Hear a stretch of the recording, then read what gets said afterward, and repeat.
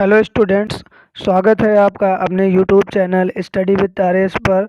आज की इस वीडियो में हम लोग पढ़ने वाले हैं द्विघात समीकरणों के मूलों की प्रकृति ज्ञात करना।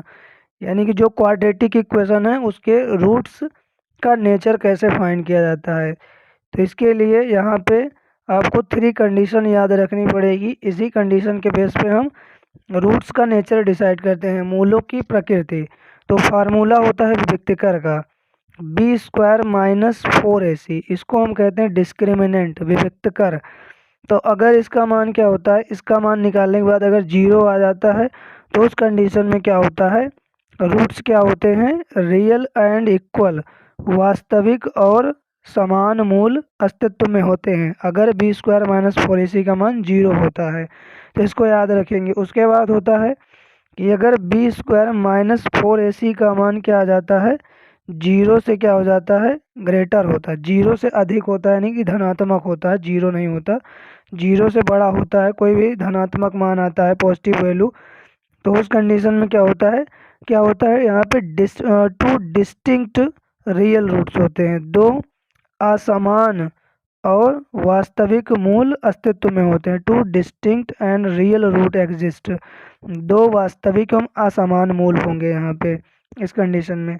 तीसरा होता है कि अगर बी स्क्वायर माइनस 4ac का मान क्या आ जाता है, लेस देन जीरो, जीरो से कम आ जाता है, यानी कि निगेटिव आता है, ऋणात्मक मान आता है।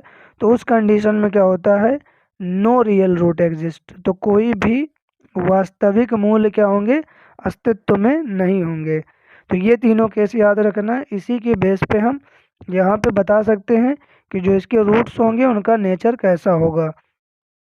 तो यहाँ पे पहला क्वेश्चन दिया है 2x square minus 3x plus 5। इसका यहाँ पे क्या करना है, हमें रूट्स का नेचर फाइंड करना है। यहाँ पे पहला क्वेश्चन है 2x square minus 3x plus 5 equal to 0। इसका हमें नेचर फाइंड करना है, इसके रूट्स का नेचर फाइंड करना है। तो यहाँ पे हम इसको कंपेयर करेंगे क्वाड्रेटिक इक्वेशन के स्टैंडर्ड फॉर्म से, यानी द्विघात समीकरण का जो मानक रूप होता है ax square plus B x plus C, उसी से क्या करेंगे, इसकी तुलना करेंगे। तो यहाँ पे लिखेंगे ax square plus B x plus C equal to 0 से क्या करने पर, तुलना करने पर, यानी कंपैरिजन करेंगे, इसकी तुलना करेंगे। तो क्या हो जाएगा, यहाँ पे ए बी और सी की वैल्यू आ जाएगी, इसकी यहाँ पे तुलना करेंगे।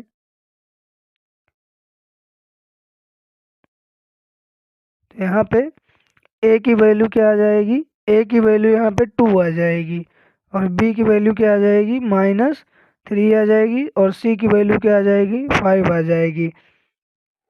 अब हम क्या करेंगे, डिस्क्रिमिनेंट फाइंड करेंगे। डिस्क्रिमिनेंट होता है B square minus 4ac, B की वैल्यू है -3, -3 का स्क्वायर -4, और ए की वैल्यू है 2, सी की वैल्यू है 5। कितना आ जाएगा, -3 का स्क्वायर हो जाएगा 9, और 4 2 जा 8, 8 5 जा 40, तो क्या आ जाएगा 9 माइनस 40। अब 40 में से 9 माइनस करेंगे तो क्या हो जाएगा, -31। अब -31 क्या है, जीरो से क्या है, छोटा है। तो यहाँ पे बी स्क्वायर माइनस 4ac की वैल्यू क्या आ जाएगी, less than zero. B square minus 4ac की वैल्यू आई है यहाँ पे -31। तो हम इसको कह सकते हैं कि बी स्क्वायर माइनस 4ac की वैल्यू क्या है, जीरो से कम है।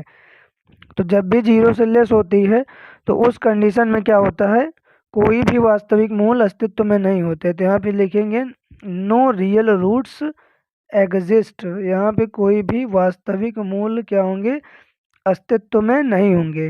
तो इस तरीके से इस वीडियो में आप लोगों ने देखा कि जो क्वाड्रेटिक इक्वेशन है, द्विघात समीकरण, उनकी मूलों की प्रकृति कैसे ज्ञात करते हैं। तो ये क्वेश्चन थर्ड जो है आपका बच जाता है इसमें।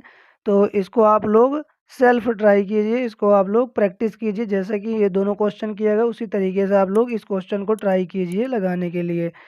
तो अगली वीडियो में हम आप लोगों को इसी क्वाड्रेटिक इक्वेशन के और भी इम्पोर्टेंट न्यूमेरिकल्स लेके आएंगे। तब तक के लिए जय हिंद, जय भारत।